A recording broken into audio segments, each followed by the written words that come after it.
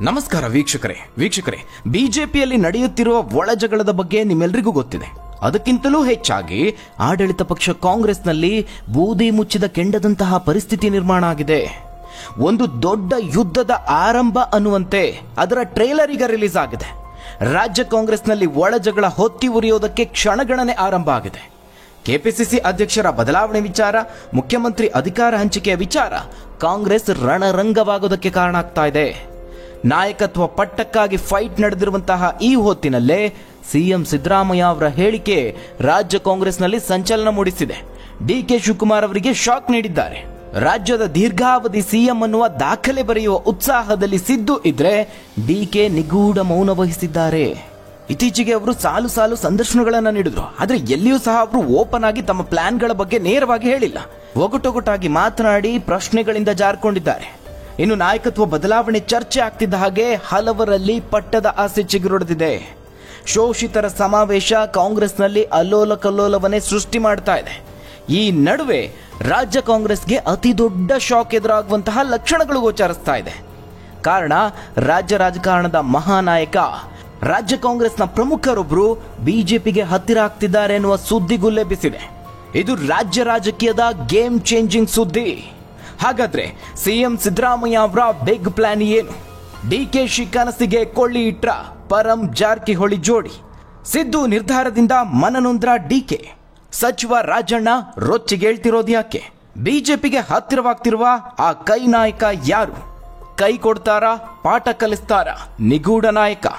ಏನಾಗ್ತಾ ಇದೆ ರಾಜ್ಯ ಕಾಂಗ್ರೆಸ್ನಲ್ಲಿ? ಆ ಎಲ್ಲದರ ಬಗ್ಗೆ ವರದಿ ಇದೆ, ನೋಡೋಣ. ವೀಕ್ಷಕರೇ, ರಾಜ್ಯ ಬಿಜೆಪಿ ಹಾಗೆ ರಾಜ್ಯ ಕಾಂಗ್ರೆಸ್ನಲ್ಲಿ ಸದ್ಯದ ರಾಜಕೀಯ ಪರಿಸ್ಥಿತಿಯಲ್ಲಿ ಸಾಮ್ಯತೆ ಕಂಡು ಬರ್ತಾ ಇದೆ. ಬಿಜೆಪಿಯ ಒಳಜಗಳಕ್ಕೆ ಮದ್ದೆರೆಯೋದಕ್ಕೆ ಹೈಕಮಾಂಡ್ಗೂ ಸಾಧ್ಯ ಆಗ್ತಿಲ್ಲ. ಇನ್ನೊಂದ್ ಕಡೆ ರಾಜ್ಯ ಕಾಂಗ್ರೆಸ್ನ ಪರಿಸ್ಥಿತಿ ಕಾಂಗ್ರೆಸ್ ಹೈಕಮಾಂಡ್ಗೂ ತಲೆನೋವಾಗಿದೆ. ರಾಜ್ಯ ಕಾಂಗ್ರೆಸ್ನ ನಾಯಕರು ದೊಡ್ಡದೊಂದು ಯುದ್ಧಕ್ಕೆ ಮುನ್ನುಡಿಯನ್ನ ಬರೀತಿದ್ದಾರೆ. ಪದೇ ನಾಯಕರು ಬಹಿರಂಗ ಹೇಳಿಕೆ ಕೊಟ್ಟು ತಮ್ಮ ಪ್ರತಿಸ್ಪರ್ಧಿ ನಾಯಕರನ್ನ ಕುಟುಕ್ತಿದ್ದಾರೆ. ಇನ್ನು ಕೆಪಿಸಿಸಿ ಅಧ್ಯಕ್ಷರು ಡಿಸಿಎಂ ಡಿಕೆ ಶಿವಕುಮಾರ್ ಅವರು ಪಕ್ಷದ ಬೆಳವಣಿಗೆಯ ಬಗ್ಗೆ ಎಲ್ಲದರ ಬಗ್ಗೆ ಅರಿವಿದ್ರು ಮೌನಕ್ಕೆ ಶರಣಾಗಿದ್ದಾರೆ. ನಿಗೂಢ ನಡೆಯನ್ನ ಅನುಸರಿಸುತ್ತಿದ್ದಾರೆ. ಆದ್ರೆ ಸಿದ್ದು ಬೆಂಬಲಿಗರು ಮಾತ್ರ ದಿನಕ್ಕೊಬ್ಬರಂತೆ ರೊಚ್ಚಿಗೆದ್ದು ನಿರಂತರವಾಗಿ ಅವರ ವಿರುದ್ಧವಾಗಿ ಪ್ರಚೋದನಕಾರಿ ಹೇಳಿಕೆಗಳನ್ನು ನೀಡುತ್ತಿದ್ದಾರೆ.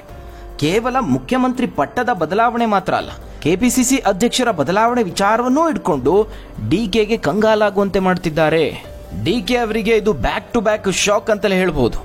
ಖರ್ಗೆ ಅವರು ನೀಡಿದಂತಹ ಒಂದು ಹೇಳಿಕೆ ರಾಜ್ಯ ಕಾಂಗ್ರೆಸ್ನಲ್ಲಿ ಬೆಂಕಿ ಹೊತ್ತಿಸಿದೆ.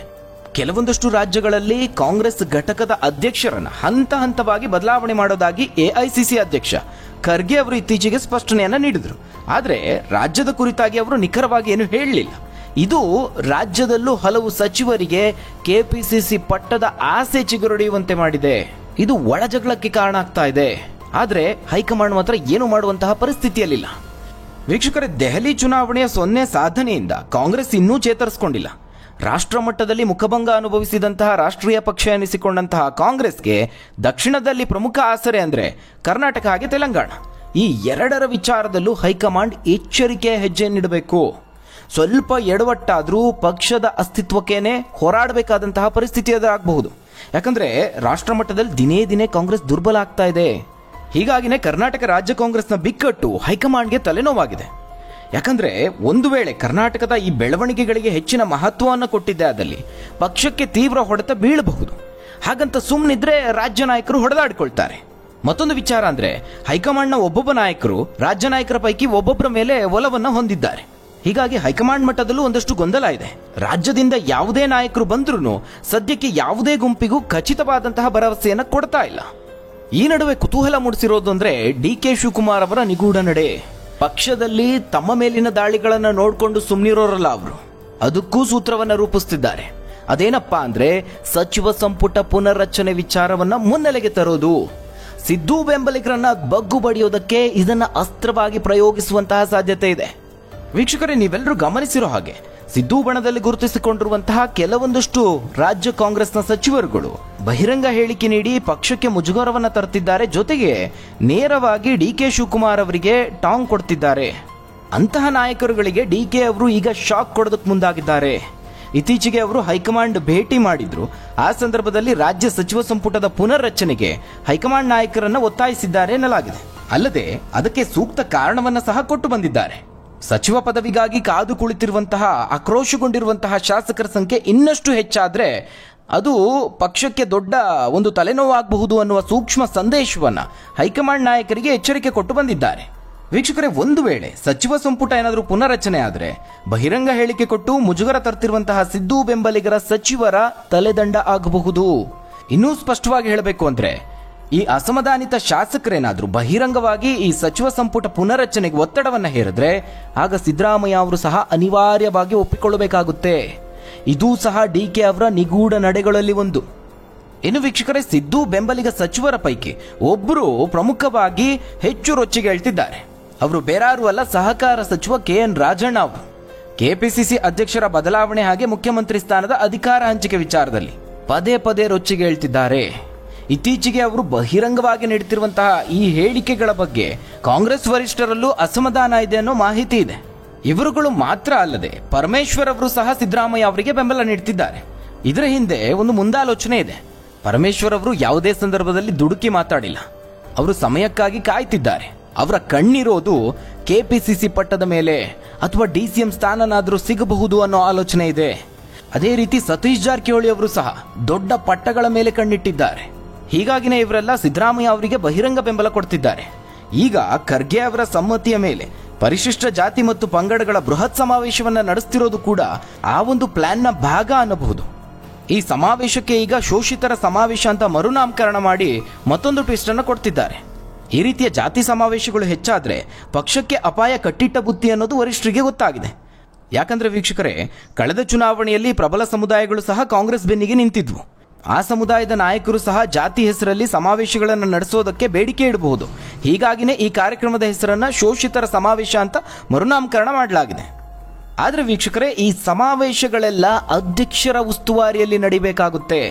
ಆದ್ರೆ ಆ ಮನಸ್ಸು ಪರಮೇಶ್ವರ್, ರಾಜಣ್ಣ, ಸತೀಶ್ ಜಾರಕಿಹೊಳಿ ಅವರಿಗಿಲ್ಲ. ಇವರುಗಳೆಲ್ಲ ಸೇರಿ DK ಶಿವಕುಮಾರ್ ಅವರಿಗೆ ಟಾಂಗ್ ಕೊಡೋದಕ್ಕೆ ಮುಂದಾಗಿದ್ದಾರೆ. ಪ್ರತ್ಯೇಕವಾಗಿ ಖರ್ಗೆ ಅವರನ್ನ ಭೇಟಿಯಾಗಿ ಕಾರ್ಯಕ್ರಮ ಆಯೋಜನೆಗೆ ಪ್ಲಾನ್ ಮಾಡಿದ್ದಾರೆ. ಕೆಪಿಸಿಸಿ ಅಧ್ಯಕ್ಷರನ್ನ ಹೊರಗಿಟ್ಟು ಸಚಿವರುಗಳು ಚಟುವಟಿಕೆಯನ್ನು ನಡೆಸಿದ್ದಾರೆ. ಅಂದ್ರೆ ಕಾರ್ಯಕ್ರಮಕ್ಕೆ DK ಶಿವಕುಮಾರ್ ಅವರನ್ನ ಆಹ್ವಾನಿಸ್ತೇವೆ ಅಂತ ಹೇಳಿದ್ರೂ ಸಹ ಅವರನ್ನ ಒಂದು ರೀತಿ ಲೆಕ್ಕಕ್ಕಿಲ್ಲ ಅನ್ನುವ ರೀತಿಯಲ್ಲಿ ಬಿಂಬಿಸ್ತಿದ್ದಾರೆ. ವೀಕ್ಷಕರು, ಇದರಲ್ಲಿ ಪ್ರಮುಖವಾಗಿ ಗಮನಿಸಬೇಕಾದಂತಹ ವಿಚಾರ ಅಂದ್ರೆ ಈ ಎಲ್ಲಾ ಚಟುವಟಿಕೆಗಳು ಸಿದ್ದರಾಮಯ್ಯ ಅವರ ಪರವಾಗಿದೆ. ಈಗ ಈ ಚಟುವಟಿಕೆಗಳೇ ಹಲವು ಪ್ರಶ್ನೆಗಳನ್ನು ಹುಟ್ಟುಹಾಕಿದೆ. ಬಹಿರಂಗವಾಗಿ ಸಿದ್ದರಾಮಯ್ಯ ಅವರೇ ಪೂರ್ಣಾವಧಿಗೆ CM ಅಂತ ಆಗ್ರಹಿಸೋದೇ ಈ ಸಮಾವೇಶದ ಮೂಲ ಉದ್ದೇಶನ? ಕೆಪಿಸಿಸಿ ಪಟ್ಟವನ್ನ ಹಿಂದುಳಿದವರಿಗೆ, ಪರಿಶಿಷ್ಟರಿಗೆ ಕೊಡಬೇಕು ಅಂತ ಈ ಕಾರ್ಯಕ್ರಮದ ಮೂಲಕವಾಗಿ ಬೇಡಿಕೆ ಇಡ್ತಿದ್ದಾರಾ? ಈ ಎಲ್ಲ ಪ್ರಶ್ನೆಗಳು ಉದ್ಭವ ಆಗುತ್ತೆ. ವೀಕ್ಷಕರೇ, ಒಟ್ಟಾರೆಯಾಗಿ ನಾವು ಗಮನಿಸಿದಾಗ ಸಿದ್ದರಾಮಯ್ಯ ಅವರಿಗೆ ಇದು ಬಹಳ ಬಹಳ ಪ್ಲಸ್ ಪಾಯಿಂಟ್ ಆಗುವಂತಹ ಸಮಾವೇಶ. ಮತ್ತೊಂದು ವಿಚಾರ ಅಂದ್ರೆ ಈ ಸಮಾವೇಶಕ್ಕೆ CM ಬೆಂಬಲವೂ ಸಹ ಇದೆ ಅನ್ನೋ ಮಾತುಗಳಿದೆ.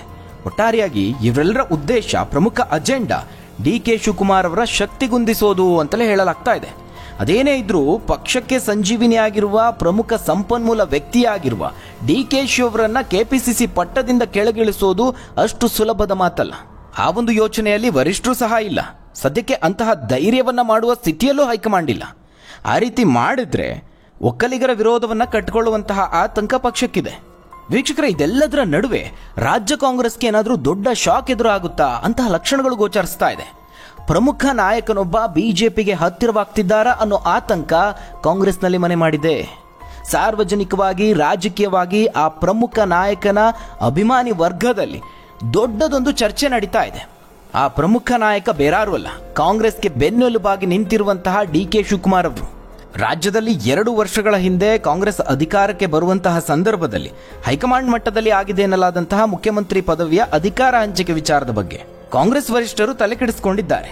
ಇಂಥದ್ದೊಂದು ಒಪ್ಪಂದದ ವಿಚಾರ ಶಿವಕುಮಾರ್ ಹಾಗೆ ಸಿದ್ದರಾಮಯ್ಯ ಅವರ ಸಮ್ಮುಖದಲ್ಲಿ, ಪಕ್ಷದ ಸಭೆಯಲ್ಲಾಗ್ಲಿ ಅಥವಾ ಇತರ ನಾಯಕರ ಸಮ್ಮುಖದಲ್ಲಾಗ್ಲಿ ಈ ಚರ್ಚೆ ಆಗಿಲ್ಲ. ಸದ್ಯಕ್ಕೆ ಇದೇ ವಿವಾದದ ಮೂಲ ಆಗಿರುವಂಥದ್ದು. ನಿಮ್ಮೆಲ್ಲರಿಗೂ ಗೊತ್ತಿರೋ ಹಾಗೆ ಸಿದ್ದರಾಮಯ್ಯ ಅವರು ಅಷ್ಟು ಸುಲಭವಾಗಿ ಮುಖ್ಯಮಂತ್ರಿ ಪದವಿಯನ್ನು ಬಿಟ್ಟುಕೊಡುವಂತಹ ರಾಜಕಾರಣಿ ಅಲ್ಲ. ಜೊತೆಗೆ DK ಶಿವಕುಮಾರ್ ಅವರು ಸಹ ಪಟ್ಟು ಹಿಡಿದು ಕುಳಿತುಕೊಳ್ತಾರೆ. ಅದರ ಎಕ್ಸಾಂಪಲ್ ಅನ್ನ ಈ ಹಿಂದೆ ನಾವು ನೋಡಿದ್ವಿ. ಈಗ ಅವರ ಇತ್ತೀಚಿನ ಒಂದಷ್ಟು ನಡೆಗಳು ಬಹಳ ಕುತೂಹಲಕಾರಿಯಾಗಿದೆ. ಇತ್ತೀಚೆಗೆ ಕುಂಭಮೇಳದ ಬಗ್ಗೆ ಕಾಂಗ್ರೆಸ್ ಅಧ್ಯಕ್ಷ ಖರ್ಗೆ ಅವರು ವ್ಯಂಗ್ಯವಾಡಿ ಟೀಕೆ ಮಾಡಿ ಬಿಜೆಪಿ ನಾಯಕರನ್ನ ಕುಟುಕಿದ್ರು. ಇದರ ಬೆನ್ನಲ್ಲೇ DCM DK ಶಿವಕುಮಾರ್ ಅವರು ಕುಟುಂಬ ಸಮೇತರಾಗಿ ಪ್ರಯಾಗ್ರಾಜ್ಗೆ ತೆರಳಿ ಕುಂಭಮೇಳದಲ್ಲಿ ಭಾಗಿಯಾಗ್ತಾರೆ. ಅಷ್ಟು ಮಾತ್ರ ಅಲ್ಲ, ಉತ್ತರ ಪ್ರದೇಶ ಸರ್ಕಾರ ಕೈಗೊಂಡಂತಹ ಸಿದ್ಧತೆಗಳ ಬಗ್ಗೆ ಮುಕ್ತ ಕಂಠದಿಂದ ಶ್ಲಾಘಿಸಿದ್ರು. ಇನ್ನು DCM ಆಗಿರೋ ಕಾರಣಕ್ಕೆ ಅಲ್ಲಿನ ಸರ್ಕಾರ ಸಹಜವಾಗಿ ಅವರಿಗೆ ಅತಿಥಿ ಸತ್ಕಾರ ಮಾಡಿದೆ. ಇದು ರಾಷ್ಟ್ರ ಮಟ್ಟದಲ್ಲಿ ದೊಡ್ಡ ಚರ್ಚೆ ಆಯಿತು. ಶಿವಕುಮಾರ್ ಅವರ ಇತ್ತೀಚಿನ ಕೆಲವು ನಡವಳಿಕೆಗಳು ಅವರು ಹಿಂದುತ್ವದ ಅಜೆಂಡಕ್ಕೆ ಹತ್ತಿರವಾಗ್ತಿದ್ದಾರಾ ಅನ್ನುವ ಸಂದೇಹವನ್ನು ಮೂಡಿಸಿರೋದಂತೂ ಸತ್ಯ. ಮತ್ತೊಂದು ಕಡೆ ಅವರು ಭೇಟಿ ನೀಡಿ ಬಂದ ಕೆಲವೇ ದಿನಗಳಲ್ಲಿ ಬಿಜೆಪಿಯ ರಾಜ್ಯಾಧ್ಯಕ್ಷ ವಿಜೇಂದ್ರ ಅವರು ಕೂಡ ಕುಂಭಮೇಳಕ್ಕೆ ಹೋಗಿ ಬರ್ತಾರೆ. ಇದು ಕಾಕತಾಳೀಯ ಆದ್ರೂ ಪಕ್ಷದಲ್ಲಿ ಹಲವು ಚರ್ಚೆಗಳನ್ನು ಹುಟ್ಟುಹಾಕಿದೆ, ರಾಜಕೀಯವಾಗಿ ಚರ್ಚೆಗೆ ಗ್ರಾಸ ಆಗಿದೆ. ಅದಕ್ಕೆ ಕಾರಣ ಅಂದ್ರೆ ಇಬ್ಬರೂ ಸಹ ತಮ್ಮ ಪಕ್ಷದ ಒಳಗಡೆ ಒಂದೇ ರೀತಿಯ ಸಮಸ್ಯೆಗಳನ್ನು ಎದುರಿಸುತ್ತಿದ್ದಾರೆ. ಇಲ್ಲಿಯೂ ಅಲ್ಲಿಯೂ ರಾಜ್ಯಾಧ್ಯಕ್ಷ ಹುದ್ದೆಗೆ ಕಂಟಕ ಎದುರಾಗಿದೆ. ಇದು ರಾಜ್ಯ ರಾಜಕೀಯದ ಸ್ಥಿತಿಗತಿ. ಹಾಗಾದ್ರೆ ವೀಕ್ಷಕರೇ, ಈ ಬಗ್ಗೆ ನೀವೇನಂತೀರಾ? ರಾಜ್ಯದಲ್ಲಿ ಮುಂದಿನ CM ಯಾರಾಗಬೇಕು? ತಪ್ಪದೆ ನಿಮ್ಮ ಅನಿಸಿಕೆ, ಅಭಿಪ್ರಾಯವನ್ನ ಕಮೆಂಟ್ ಮೂಲಕವಾಗಿ ತಿಳಿಸಿ. ಧನ್ಯವಾದಗಳು ವೀಕ್ಷಕರೇ.